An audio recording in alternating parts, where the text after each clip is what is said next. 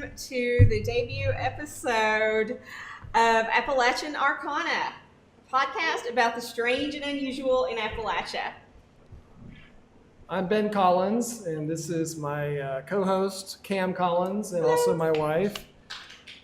Thank you very much. Thank you very much. Let's hear some noise for Elderbrew. Can we please?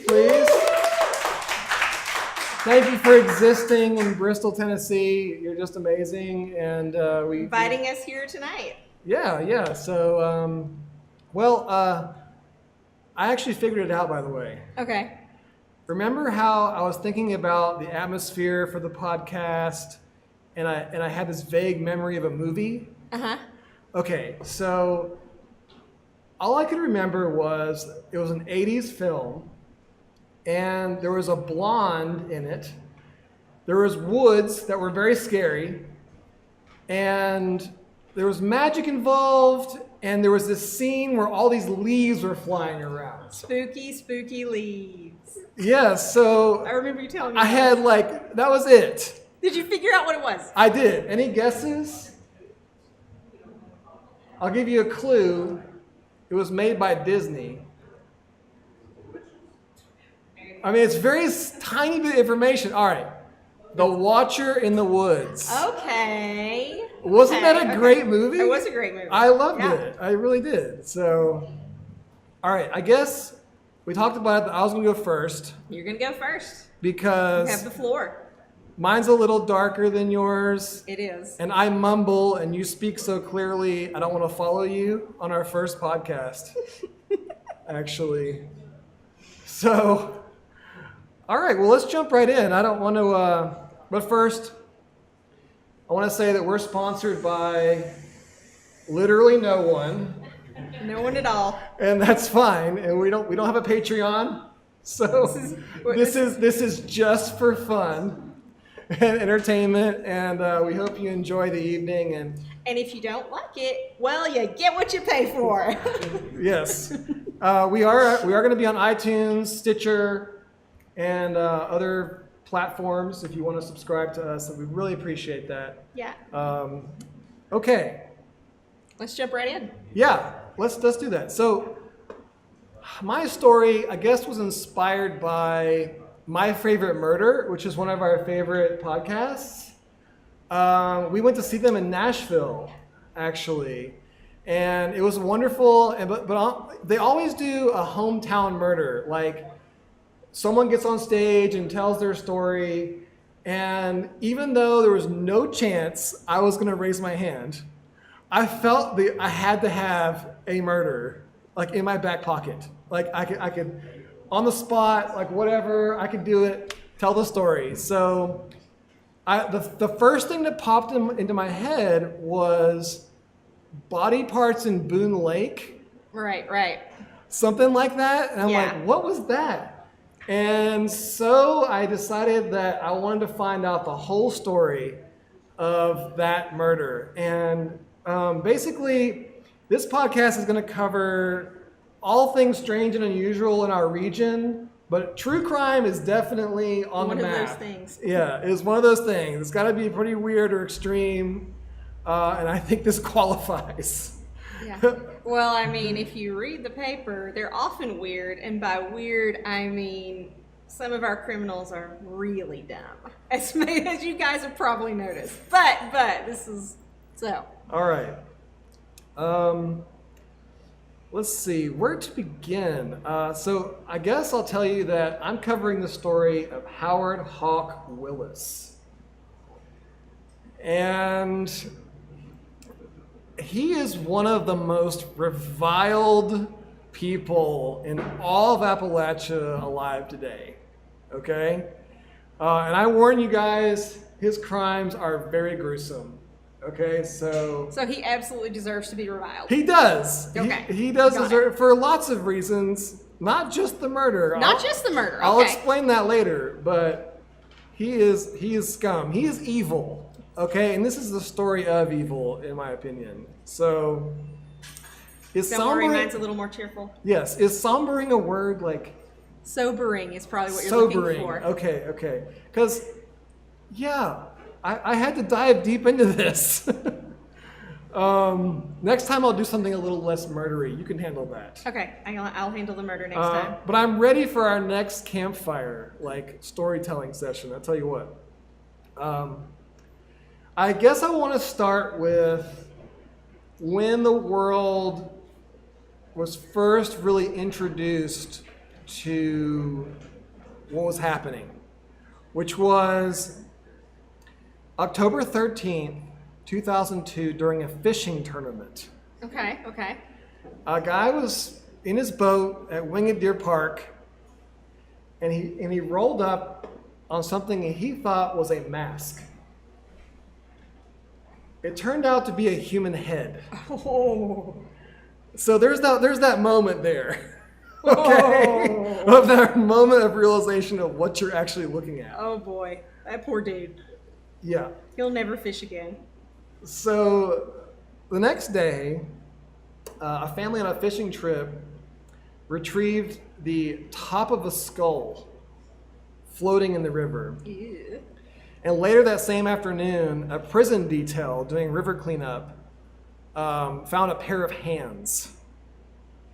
Okay? So obviously this hit the news. Like, this was, like, what is going on? Oh my God. You know, it was definitely news. All right, so let's go back in time because this is the farthest back I could find info about Howard Hawk Willis. Okay.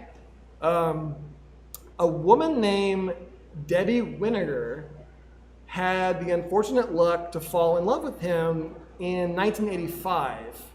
And they got married. And her sister was interviewed later. Mm-hmm. And she did not like him from day one. Okay, Debbie's sister was not down with this guy. And she said he was a pretty rough character. And in fact, she used a really interesting colloquialism, which was, he don't look like he's too much. You know, which really says it all. I feel like that sums it up. Like, he is not a catch. The family does not approve. Not at all. Right. So, in December 1986, Debbie and Hawk and her two kids from her previous marriage visited Gate City. Yeah. Before Christmas, and they went back to Georgia. Debbie was never seen from again. So his first, or at least it's clear that we know what happened, okay? Yeah. But they opened a missing persons report, but they didn't know she was missing for a while. Of course not, yeah. Right? They're like, where is she? Yeah. And they can you put her on the phone? He's like, no. Yeah. Yeah. So his first and, wife. Know, missing adults, you know how it goes. Right. Yeah. You know, run off with somebody. She did. Okay. Fast forward to 1999. A man named Kenneth Adams had convinced Hawk to drive a tractor trailer full of weed from Texas to New York. Because this guy wants to be like a hardcore criminal, like lord or something. I don't know. Yeah, so he thinks that he's like, what's the word I'm looking for? Like a I don't know.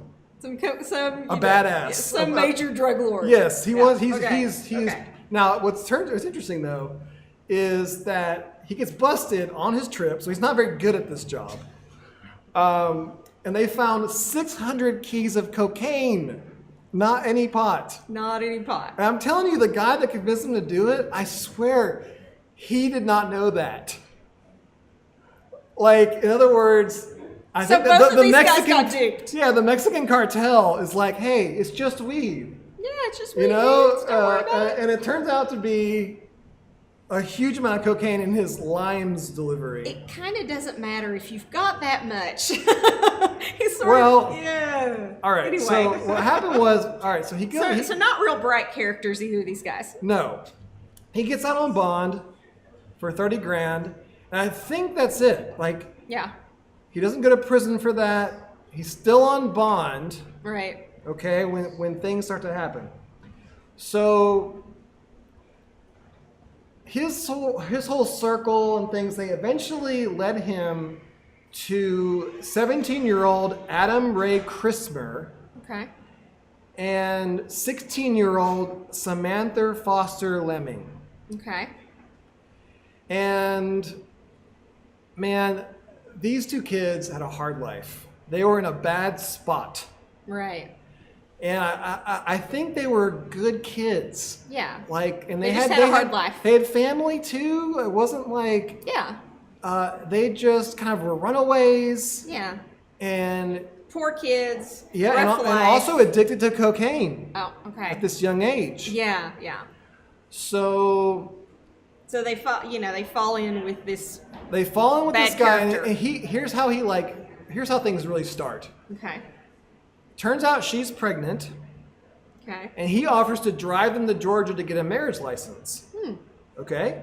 So he kind of is this good Samaritan, whatever. He goes to Georgia, they get the license, come back, but something terrible has happened. He has killed his stepfather. Howard Hawk Willis killed his Yes. stepfather. Okay. All right, so right around the same time, So do they? the headless corpse of his stepfather shows up in that's who Georgia. The corpse is. No, in Georgia. In Georgia. This is another A case. completely separate case. Completely separate case. He's It all- really fond of body parts in rivers. Ugh. Yeah, and and using a chainsaw. Anyway, so what happens? My best interpretation of this is that he confided in them.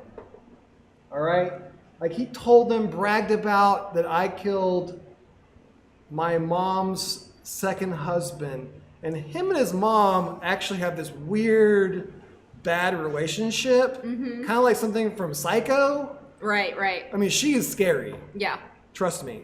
And that's sort of, so anyway, he finally kills the stepfather, confides in them. So wait, he's telling these kids, "Oh, I'll help you. I'll drive you to Georgia to get a marriage license." Yeah. Meanwhile, he's using this as a cover to murder his stepdad. I didn't think of that, but That sounds like no, maybe that what that happens. sounds like he's trying to come up with an alibi. Yeah, that's kind of what it sounds like to me. Is Yeah. He's using them as an alibi. Interesting. Okay.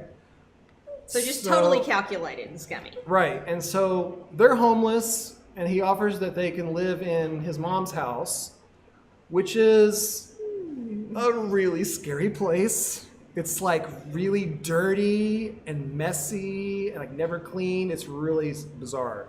Okay. So they're there, and whatever transpires on October 6th, 2002, Hawk shoots Adam in the face, and Oh a my day gosh. later, he like execution style kills Samantha. Okay? Damn. Then he got out the chainsaw. Oh no. Yes. So this doesn't make any sense to me, but he cut up the bodies, and he threw some of the parts in the river and put the rest in this Rubbermaid tub. Okay. Okay? And the mom is aware of this. Of course, it happens in their living room, practically. Oh my It's God. insane. And so she calls up 24-hour storage in Johnson City and gets a unit. Okay? For the rest of the parts. I don't know, maybe they heard about the news or something. I don't know what happened, but so they put the rest of the bodies in this storage unit in Johnson City. Okay. Okay? Which doesn't seem like a good idea, but whatever. Hey, that's what storage units are for. Isn't that what they're advertised for? But okay. That is absolutely not what they show you going on Storage Wars, okay? Not at all. All right. So a few days later, October 11th, he is arrested for using credit cards that belong to his stepfather. So it's clear he's a person of interest Yeah, in this whole thing.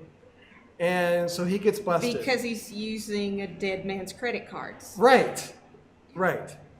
All right. So at this point, some positive news in this awful story so far. Okay. This is enter one of the real heroines of the story. Okay. All right. This is Wilda Willis, his Okay. ex-wife. One that survived. Yeah, the one that survived apparently. She figured out what was up. Yeah. With Hawk, and she got out of there. So October 16th, she shows up for a jail visit. This is 5 days after the murders, and she's wearing a wire. Nice. All right, and she asks, "Did you kill them?" And he says, "Adam and Samantha," naming them. He totally knew who she was talking about immediately. Yeah, I blew their brains out. I just pulled the trigger right then and there on them. And then he's like, and the chainsaw is over here in this shed, clean it up. Like, so he tells her where the murder weapon is. Oh, or not the murder weapon, the dismembering weapon. So, yeah, not the smartest. Definitely evil. Evil and also really, really dumb. And dumb. And dumb, yes. Okay. All right, so next hero in the case is homicide investigator Kenneth Phillips, who had already... Johnson City PD? Yep, he had already gone down to talk to the mom. Yeah. And her sister, by the way. Is sister crazy too? Yes, they're all aware of it and not calling the cops. Like, it's crazy. I know, you're not supposed to say crazy. Sorry, but not a nice person. Yeah. Well, so anyway, they got the tip on the storage unit. So he goes down. He doesn't know which unit it is. And he's walking around, right? And he smells something. I started to say, did he go around sniffing? He did. Oh my God. Apparently, he has a nose for this sort of thing. And he gets in front of a unit and he gets a call on his phone. And they say, "It's Unit 47. And he says, "I'm standing in front of it." And he looks down and there are maggots coming out from underneath. Ew! Ew! That was the part where I'm like, you gotta be kidding me. Oh, so. That is the point where... Yes. Were I an investigator, I'd be like, and I'm just going to call, like, whatever we call our CSI people and let them deal with this. I'm going to sit in my car. I feel for those forensics people. Oh, man. my gosh. Oh, yuck. Yeah. Okay, so his mom, Emma Hawk, was arrested and charged with corpse abuse, accessory to first-degree murder, and attempt to tamper with evidence. Her sister... Marie Hawk was also charged with an attempt to tamper with evidence. Like, I think she was on the phone and was like trying to talk him into running away or something. Yeah. But both old ladies have died before they were sentenced or anything. Oh, okay. So they're both dead. And of course they went to trial, and finally in 2010, Howard Hawk Willis was convicted and sentenced to death for both murders. So he got two death sentences. Is he still on death row? He is. And that's where it gets like even weirder. There's just more to this. More? There is more. Because since he got convicted, he has done literally everything in his power to stymie the system. So he has basically been appointed and fired many different attorneys. He's represented himself, and he's done many appeals. It seems like he's getting like info from other death row inmates, right? On like how to stall. Yeah, how to stall. And he even like would call WJHL. Oh no! Repeatedly. Like over and over again. Like he'd use his one phone call a week to harass the news station. And there's actually a YouTube video. You can Google this and listen to this interview they finally give him, and it's bizarre and scary. So where we are today is there's one last ditch appeal in November. Right.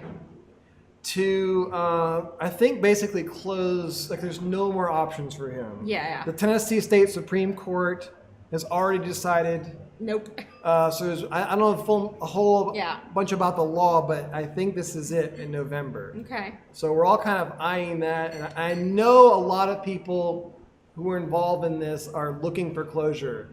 And kind of the last thing I want to say about this is I want to acknowledge like all the good people who worked on this case, you know, and the media, the Justice Department's here, the police, like they worked so hard. And one of the reasons it's taken so long is they don't want to screw up.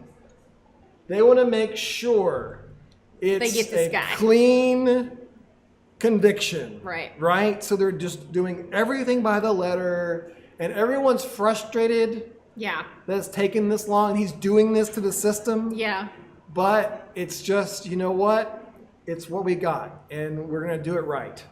So, and my final comment I guess they're part of, you know, maybe part of the reason that it's like this is in the past, you know, there have been cases that weren't clean, you know? And so, so they don't want to trip up. It's great that they're, you know, working so hard to do it right. So I just want to give one last little acknowledgement to, of course, the victims and their families. We may make jokes, but just so you know, it's, you know, at the expense of the horrible person. We absolutely. There's no one to blame for this crime but Howard Hawk Willis. And period. We're whistling past the graveyard here. We absolutely, you know, our hearts go out to their families. That's right. So that's the story of what I call the most heinous modern Appalachian murder. So there you go.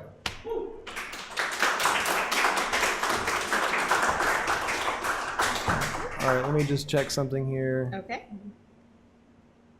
All right, cool. And now for something completely different. Excellent. Because that was hard. So, one of the topics that we will like to cover on this show is things like folklore. And so tonight I'm going to tell you about the Wampus Cat. Has everybody heard of the Wampus Cat? I have not. Well, poor Ben. I've been just tormenting him since I decided to do this. He's like, what is a Wampus Cat? I am very curious. You'll find out. So, the Wampus Cat is an Appalachian regional legend.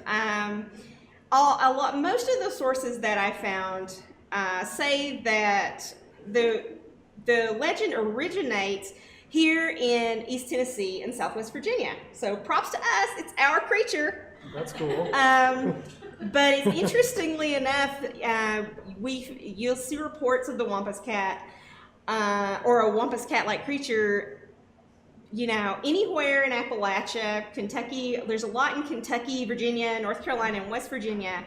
But even, you know, in the Ozarks, as far north as Idaho and down into Florida.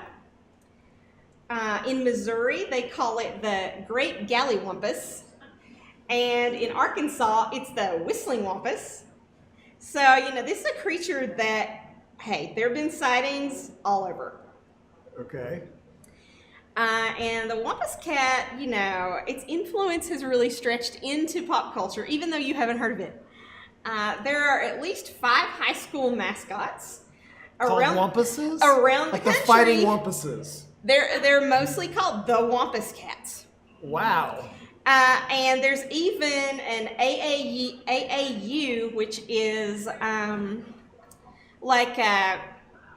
not minor league, but amateur basketball league. Okay. Yeah, there's a Tennessee Wampus Cats AAU basketball team in Knoxville. Sweet. Strange Ways Brewing up in Richmond has a Wampus Cat triple IPA. Okay.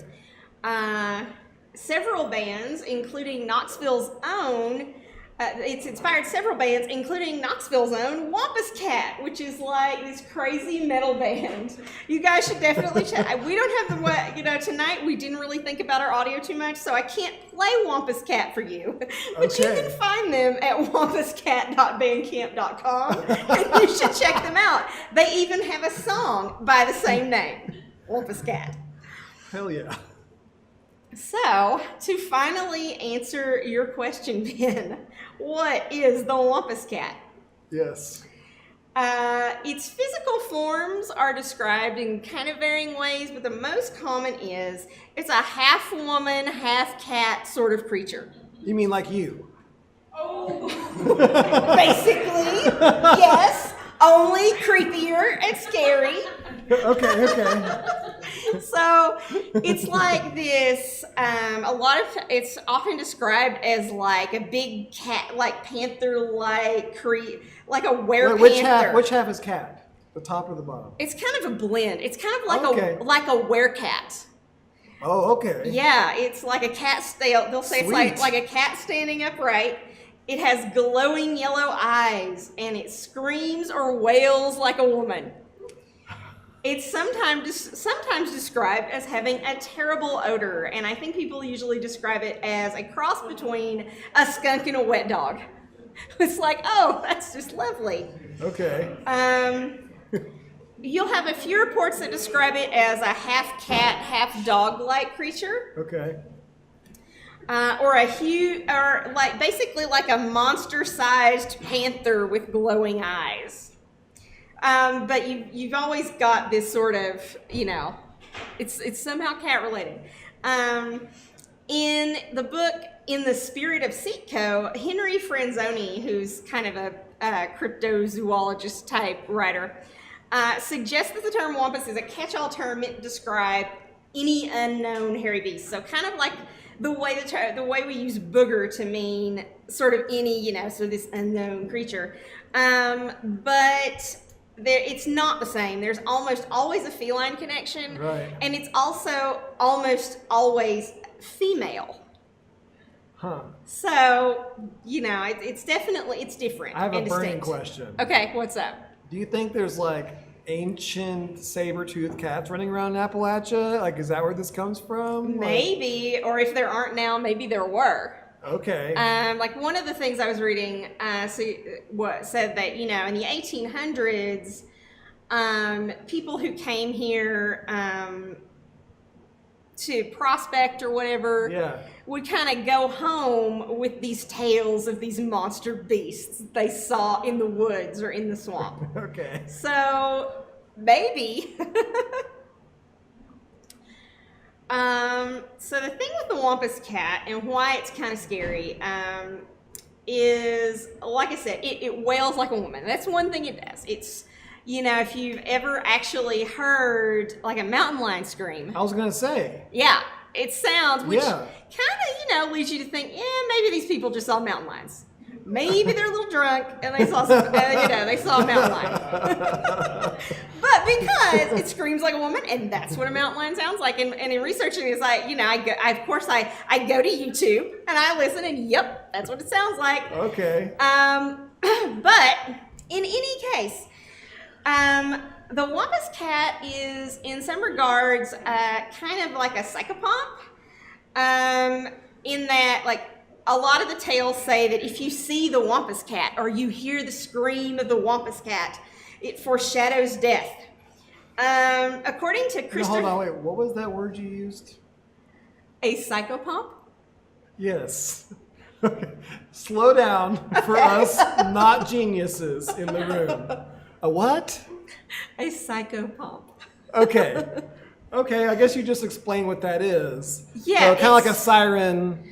Not really like a siren. It's often psychopomps, like crows and ravens and things like that are often seen in folklore as psychopomps. They often foretell or foreshadow death, and they often they carry souls to the afterlife. Okay. So there are lots of legends and lots of cultures about things that have that function. All right. And so that's one of the ways that that's one of the functions a Wampus Cat serves, and one of the reasons it's scary. No doubt. Yeah. So according to Christopher Lee and Jeffrey Webb, who wrote American Myths, Legends, and Tall Tales, an encyclopedia of American folklore, which is actually like a legit academic source, one of the few that I found. They say that the Wampus Cat in some areas was seen as the embodiment of death itself, Whenever the cry of the Wampus Cat was heard, the beast was on the hunt, and someone would die within 3 days. Okay. So that is one. That's Hungry Wampus Cat. Hungry Wampus Cat. So that's one of the most common beliefs about the Wampus Cat. The Wampus Cat was also believed in some areas to like steal or eat livestock. Like they would show up and eat your pigs. And basically like stomp around your farmyard. Anything you left out, they're gonna wreck it. That kind of thing. So they're wreaking general havoc. And there are a few stories that said they would steal children in the night. Okay. So yeah, it's a scary creature. It reminds me actually a little bit of like Bengal tiger stories or swamp tigers. Swamp tiger stories, yeah. Stories. Yeah. In India. Yeah, if you've got a man-eater, you've got trouble. Yeah. So, would you like to know some of the origin stories? Because it's not just this made-up creature. There are actual legends about how the Wampus Cat came to be. Yes, of course. Okay. Please enlighten us. So there are a few different ones. Probably the most popular that you see cited in most books or websites that talk about the Wampus Cat claims, as many of them do, to be a Cherokee legend. This one really sounds more like a story told about the Cherokee rather than a legit Cherokee story. Okay. Like their story, it's, Right. it's a story with Cherokee characters. But the story goes that the Wampus Cat was once a beautiful Cherokee woman who, depending on who's telling the story, either distrusted her husband and followed him out to find out if he was really going on that hunting trip, or was a woman who was really curious about what the men were up to on this hunting trip where the women weren't allowed to go along. Okay. So, yeah, definitely this sort of curiosity element comes into play, whatever, Right. whichever it is. In any case, so she disguises herself in a mountain lion skin. And sneaks up on their campfire and is able to spy on them. And so they're sitting around the campfire, and depending on which story, they're either just sharing sacred stories that the women aren't supposed to hear, or they're performing magic. They're doing something that women aren't supposed to participate in. And of course, she's discovered. And the medicine man punishes her by binding her with the cougar skin and turning her into this half woman, half big cat beast. So curiosity created the cat. Basically, yes. Okay. And so, she is humiliated and, heartbroken because she's lost her family. And so she flees into the forest, and to this day, she haunts the deep woods, wailing in torment for the family she lost. All right. So that's kind of the most popular story. Okay. Another version from West Virginia involves an old woman who was thought to be a witch. The people of her village believe she was stealing their livestock. Livestock's going missing. Let's blame the old witch lady out in the woods. We've all heard that before. Right. So some of the townsfolk follow her home to spy on her one night. Author Katie Rhodes, who writes kind of supernatural books and things like that, has sort of a paranormal spotlight on her blog once a week. And so she wrote about it and kind of retells the story. As they watched, the witch transformed into a house cat and snuck into the farmhouse. Inside the house, she cast a spell on the sleeping occupants so they would stay asleep no matter what. Then she went back out to the barn and began the process of transforming herself back into a woman. So the villagers, they leap in and interrupt her in, the midst of her transformation. Yes, in the midst of her transformation. Wow. And because she was interrupted, she gets stuck that way in this sort of half cat, half lady form. And so according to the legend, she still wanders the hills, a ghastly half woman, half cat. Oh, wow. Yep. No, you can't go look up spell books about how to become a cat.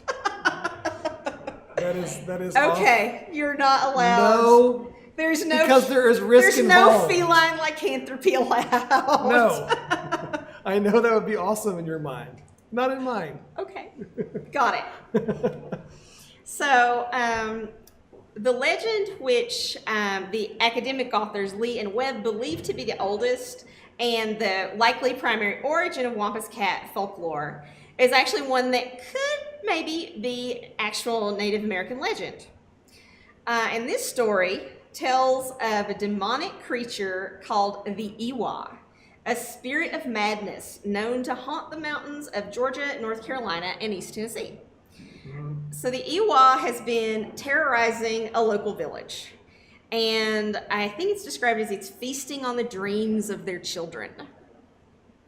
So the leaders of the village get together, and they're like, well, we have to do something about this. So they decide they're going to send their strongest warrior, Standing Bear, to do battle with the Ewa.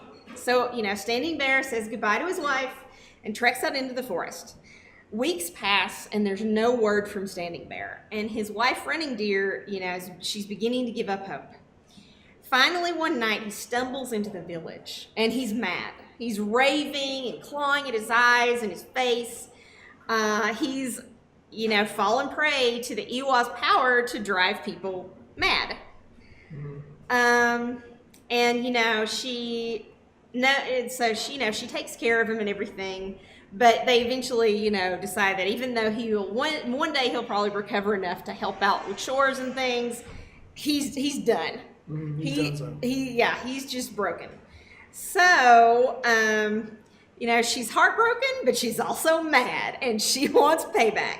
So she goes to the village shamans and asks them to help her destroy the Ewa. And what they do is they create what is referred to as a booger mask, which is a bobcat's mask, a bobcat's face. Okay. And they tell her that the spirit of the mountain cat could stand against the Ewa, but she has to sneak up on it and surprise it. So Running Deer goes into the woods, and starts searching for the Ewa. And she searched for many days with no sign, until finally, late one night, she finds a piece of her husband's, I don't know what else to call it other than his armor. Okay. His leathers or whatever he wore into battle. And it's by a creek deep in the forest. And by the creek side, she finds strange footprints sunk into the mud. So she stealthily follows the footprints upstream, and finally comes upon the Ewa, crouching over the water to have it. It's this big beast crouching over the water to have a drink. And so ever so quietly, Running Deer sneaks up on him. She sneaks a little closer, and finally she gets as close as she can and just, jumps out at him.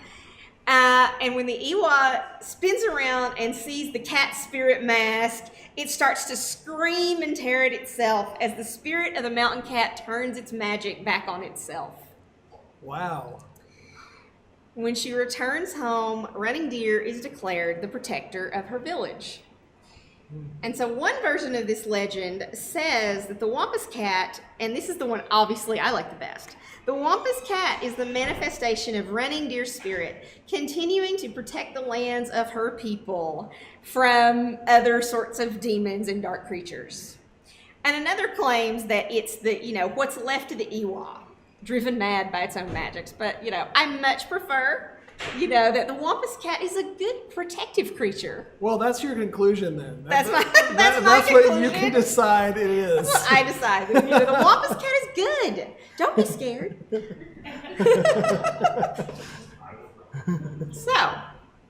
So these are the various. I mean, there are a couple of other sort of minor Wampus Cat stories, but one of them is so ridiculous. It's like it involves something about government experiments during World War II. It's like, come on, that's clickbait. These stories have been around since at least the 1800s. Right. This is not an old story. It's an old story. This is absolutely not that. Yeah. So I just, I'm going to stick to the big three. Cool. Okay. So, the question is, who has seen a Wampus Cat? Lots of people. Oh, really? Lots of people. Okay. You've seen a Wampus Cat? Awesome. You have seen one? Over towards Lebanon, Virginia. Wow. No kidding. Awesome. What city in Virginia? Towards Lebanon. Oh, Lebanon. Okay. Yeah, over where Brent and Donna live. Yeah. Yeah. Wow. Awesome. Really? That is great. That is so great. So the most well-known person, I guess, is a guy named Willie McQuillian, who's on the show Mountain Monsters.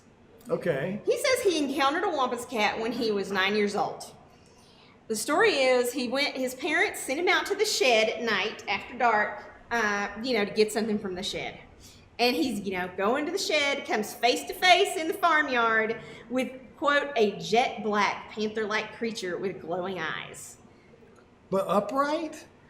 He doesn't. The account I read didn't specify. Well, there's no Black Panthers up in. That's the thing. I've seen. And a lot of the stories you hear, they'll say it's like a Black Panther. There are no Black Panthers native to the Appalachians. That's not a thing. Well, maybe there are. What color was the one they all saw? Was it? It was nighttime, so it's hard to tell. It's hard to Her tell. mom swears she's seen a Black Panther over it. Really? Nearly the same area. Okay. There you go. Cool. Yeah. Yeah. Yeah. So the creature lets out a weird, high-pitched hissing sound, and Willie, not being a moron, goes right back in the house.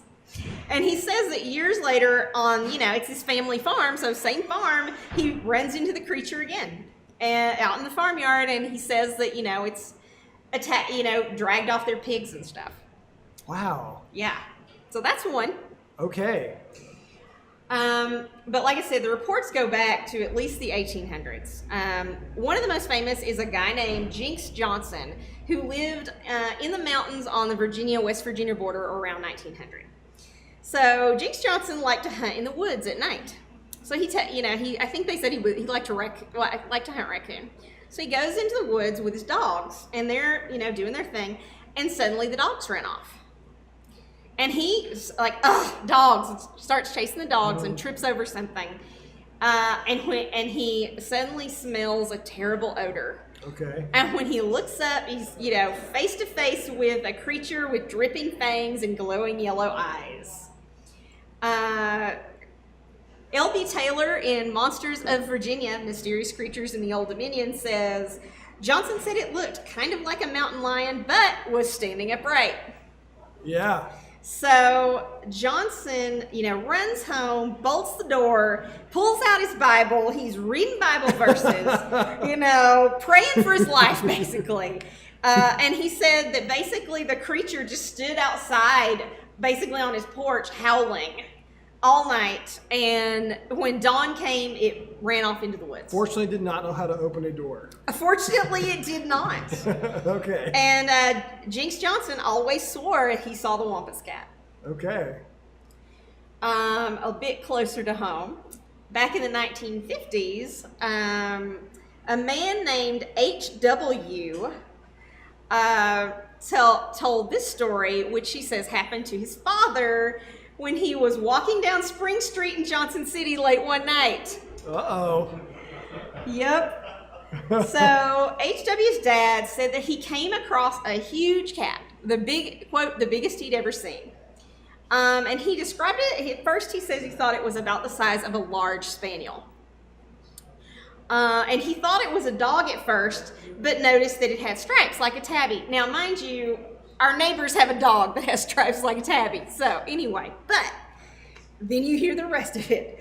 So the cat is wandering down the street, and HW's dad is he's behind it, but kind of on the other side of the street. And so he says what happens is it's kind of wandering around the streets. It'll stop to sniff buildings and things like that. Well, it gets to the Jones Vance Pharmacy, at which point it rises up on its hind legs, puts its paws up on the windows, and looks in. And at that point, it's standing about 4 feet tall on 2 legs. Okay. Then came the really scary part, HW said. After the cat had seen all that it wanted to see inside Jones Vance, it turned, still standing on 2 legs, and continued down the street and around the corner. Wow. So us city folk aren't safe. No, indeed. Basically. And in fact, according to Tim Smith of Bristol, Virginia, Tim, you here, babe? Anybody know Tim? Tell Tim to come talk to us because we want to hear this firsthand. Yeah, really. So, according to Tim Smith of Bristol, Virginia, he had a similar vision one night walking around downtown Abingdon. Okay. Yep. Tim says he clearly saw two eyes peering at him through some iron steps. That they were not human eyes. They were more like the eyes of a large cat. And he kind of shouted at it to go away and distinctly heard the hiss of a cat. Both he and his wife then saw something running away on two legs through the darkness. He said it looked, quote, like a huge cat running on its hind legs. Wow. Yup. Like I said, That's like right that's here a locally. terrifying image, I'm just It saying. really is. I don't know why, because they're probably faster on four legs, but it's just like there's something about that. There's which something is- about it. Which is, I don't know, like more intelligence or more capability Well, or something. hey, I mean, like we have 6 cats, you guys. Knowing how much damage they can do at just house cat size, you do not want to deal with a cat as big as you. You just don't. That's Yeah. scary. Yeah. Especially when they can stand up and stare you in the face. Stand up and stare you in the face and eat you. It's just not a good idea. And there are a couple other stories. There's one, and this is kind of a sketchy website. I'll tell you now, phantomsandmonsters.com. Okay. An anonymous person who identified themselves as a reader from Knoxville tells this story. During the school year, my girlfriend lives in Strong Hall on the University of Tennessee campus. One night while we were at her place, I was talking about how I was walking back to my dorm, Grieve Hall, with a friend of mine. I was beside him, but very slightly ahead. The details in this one are bizarre. Out of the corner of my eye, I saw what appeared to be a man in a black cloak walk up to my friend and sort of lean into him, almost like he was going to put his hand on my friend's shoulder. Only when his hand fell on my friend's shoulder, he simply disappeared. I will admit that during this time, I was a bit tired from studying for an exam. He was smoking weed. Probably, yes. And my friend says he felt nothing, but that's neither here nor there.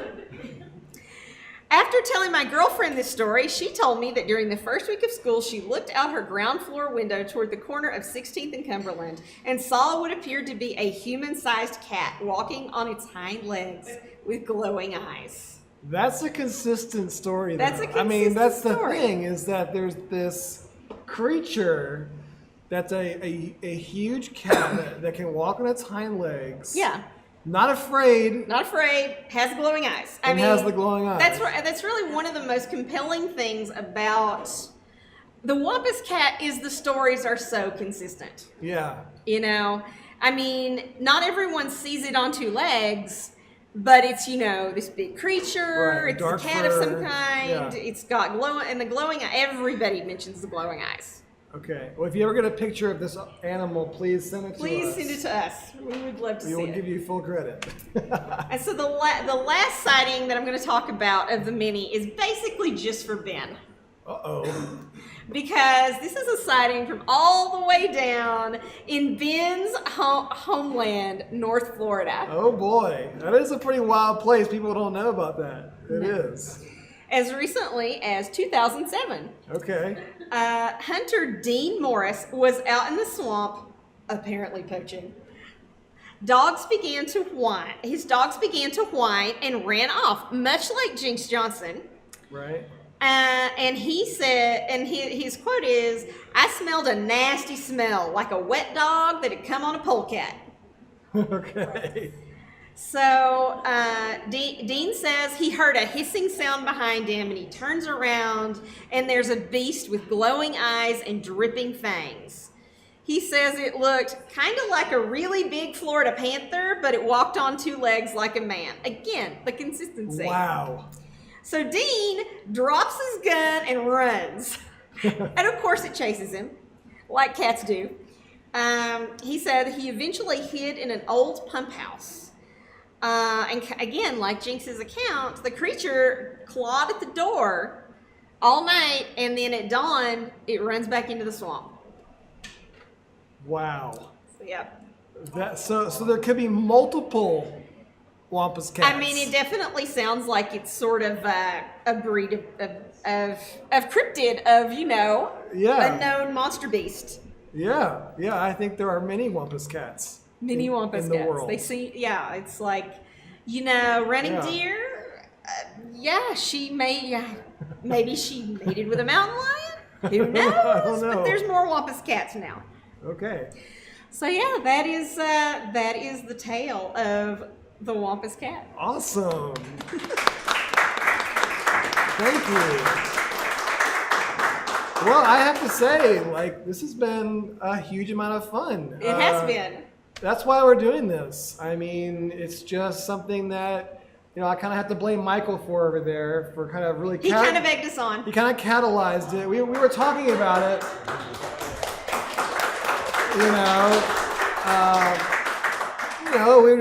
We were talking about it as something to do, but we never kind of really got off our butts and did it. So Yeah. now it's happened. Our first episode of Appalachian Arcana. Does anybody have any questions? Yeah. We have probably more details in our notes. Or I want to invite everyone, of course, to follow us on Facebook. And if you have any ideas for episodes, let us know. AppalachianArcana@gmail.com.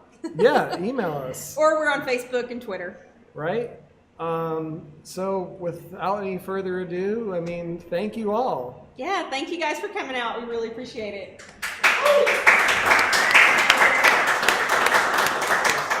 And you were going to say, though, we have like an end line or something. Oh, that's right. Yes, what is it now? Go ahead. Until next time, keep your eyes open. You never know what's out there. All right. Cool deal. And that's a wrap.